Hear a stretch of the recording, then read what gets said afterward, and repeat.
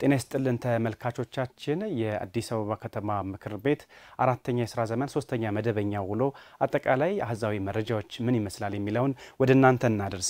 እንግዲህ የአዲስ አበባ ከተማ አስተዳደር ምክር ቤት አራተኛ የሥራ ዘመን ሶስተኛ መደበኛ ጉባኤ ላይ አህዛዊ መረጃዎችን ስንመለከት የኑሮ ውድነትን ከማረጋጋት አንፃር ከ200 በላይ የቅዳሜና የእሁድ ገበያዎች በከተማዋ ላይ ይገኛሉ። እነዚህ የገበያ ማዕከላት የቅዳሜና የእሁድ ገበያ ማዕከላት ማለት ነው ገበያን በማረጋጋት ሂደት ውስጥ ከፍተኛ አስተዋጽኦ ያበረከቱ እንደሆነ በምክር ቤቱ ተነስቷል። ከዛው ውጭ እንግዲህ የኑሮ ውድነትን ከማረጋጋትና ለነዋሪዎቹ የኑሮን ጫና ከማቃለል አንፃር ከ9000 በላይ የተለያዩ የህብረት ስራ ማህበራት በከተማ ውስጥ እንደሚገኝ ተገልጿል ማለት ነው።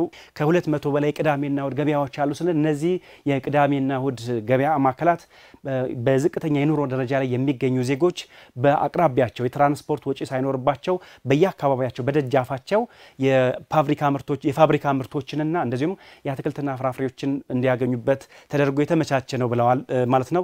ከዛው ውጭ እንግዲህ የቤት ግንባታዎችና ሌሎችም የትራንስፖርት ላይ የሚደረጉ ድጋፎችም ከተማ አስተዳደሩ የሚሰራቸው በቀጥታም ይሁን በተዘዋዋሪ የኑሮ ጫናን ለማቃለል እየተደረጉ ያሉ ስራዎች መሆኑን እንግዲህ ከንቲባ አዳነች አቤቤ በሰጡት ምላሽና ማብራሪያ ገልጸዋል። በምክር ቤቱ ሌላው የኑሮ ውድነትን ከማረጋጋት አንፃር የተነሳው የነዋሪዎችን የትራንስፖርት አገልግሎት በማቃለል ሂደት ውስጥ ባለፉት 9 ወራት ከ3 ቢሊዮን ብር በላይ ድጎማ ተደርጓል ማለት ነው። እንግዲህ ለዚህም ለማሳያነት በቅርቡ 100 የሚሆኑ የኤሌክትሪክ አውቶቡሶች ከተማ ውስጥ ገብተው አገልግሎት እንዲሰጡ ተደርጓል ማለት ነው።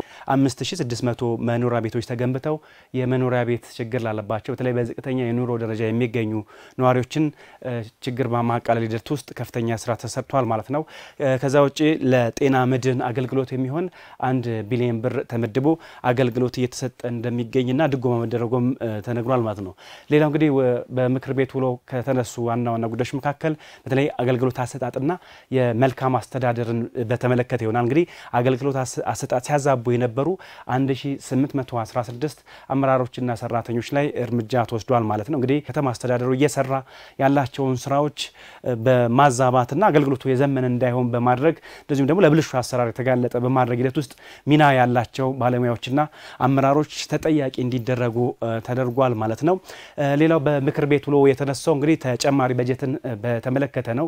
እንግዲህ ተጨማሪ በጀትን በተመለከተ በዘንድሮ በጀት ዓመት ከተለያዩ የገቢ ምንጮች ተጨማሪ ሀብቶች ተገኝተዋል። ከክፍለ ከተሞች ጤናና ትምህርት ተቋማት ከ162 ሚሊዮን ብር በላይ ገቢ መሰብሰብ ተችሏል። እንደዚሁም ደግሞ ከአዲስ ሚዲያ ኔትወርክ ኤምኤን ከ319 ሚሊዮን ብር በላይ ገቢ ማግኘት ተችሏል ባለፉት 9 ወራት ማለት ነው። ከፌደራል መንግስት ደሞዝ ማሻሻያ ደግሞ ከ4.6 ቢሊዮን ብር በላይ ከተማ አስተዳደሩ ገቢ አግኝቷል ማለት ነው።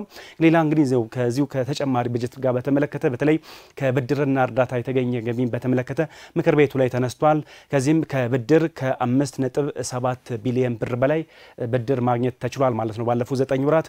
ከውጭ ሀገራት እርዳታ ደግሞ ከ1.8 ቢሊዮን ብር በላይ ገቢ መገኘቱን በምክር ቤቱ ውሎ ተገልጿል ማለት ነው። በከተማ አስተዳደሩ በተገኙ ተጨማሪ በጀቶች መነሻ በማድረግ አጠቃላይ በቀሪዎቹ ወራት ከተማ አስተዳደሩ ከ11.5 ቢሊዮን ብር በላይ ተጨማሪ በጀት ጸድቆለታል ማለት ነው። ተመልካቾቻችን የአዲስ አበባ ከተማ ምክር ቤት አራተኛ ዓመት የሥራ ዘመን ሶስተኛ መደበኛ ጉባኤ ላይ አጠቃላይ ውሎው ምን ይመስላል የሚለውን አህዛዊ መረጃዎች ያደረስናችሁን ይመስላል። አመሰግናለሁ።